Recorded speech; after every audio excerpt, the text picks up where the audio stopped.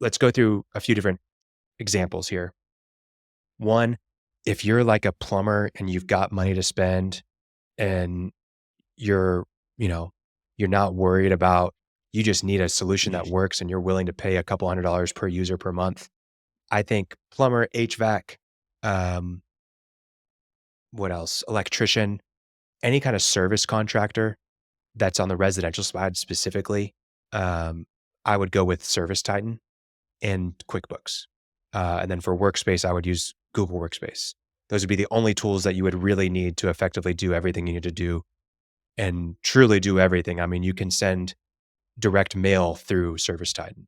You can send marketing emails. You can track time. You can upsell people. You can route and schedule your technicians out in the field. And it directly links directly with Google Workspace, and you can send all of your emails through Service Titan and like personal emails. You can send texts. You can call people through there. You can set up phone numbers for marketing campaigns to track how many calls you got through the direct mail you sent. I mean, there's just so much in there that it truly has. It's one of those that's like, it's got a system. You're buying a system whenever you purchase it. Now, there's definitely more to it than that, but it can absolutely run your business for you. Then you would use QuickBooks for your financial management. And you use Google Workspace for email and calendar and that kind of stuff too. So really you'd basically be set there. I'm sure there's different tools that you would use as add-on to Service Titan. I'm not exactly sure what they would be, but that would be a great spot for any service contractor that's out there. Let's say you don't have that much money to really manage all that stuff. What I would do is I would get into, for CRM, I'd use something like HubSpot. The free version or the basic version, their starter, that's like $15 a month per seat or something along those lines for marketing, sales, and for just general CRM. I think that that's probably one of the best tools for contractors at a minimum price that allows them to customize. They can have the workflows and the Kanban system for their sales and their projects. But that kind of goes across the board for if you're looking for a really entry level tool that can scale with you for sure, but especially as a contractor, an entry level tool before you get into something like a Service Titan. I think that's a great starting point. Then for the actual project management side, if I was a service contractor, I would use something like Jobber, where it's really minimal, but it's going to allow me to route my technicians out in the field. It's going to allow me to send automatic texts. And I know that you can do the CRM inside of Jobber, but that's typically where issues start if someone's using Jobber is the CRM side. If you're, a remodeler, I would say Builder-Trend is probably the go-to option there. That's going to allow you to really, you can pay your subs, you can manage your projects really effectively and do job costing and have activities inside there. And really, I would even do my contracts probably through Builder-Trend rather than like a HubSpot.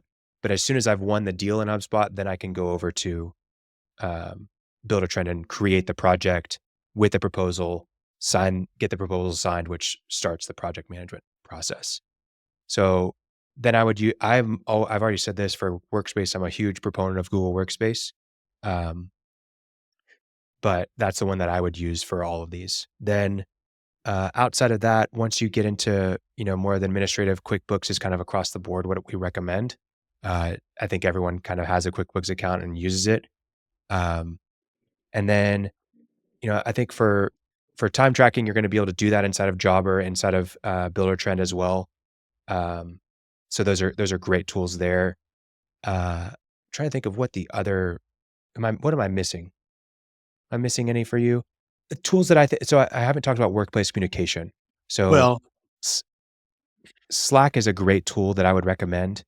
If you're not going to use HubSpot for your CRM, I would use something like ClickUp or Monday.com.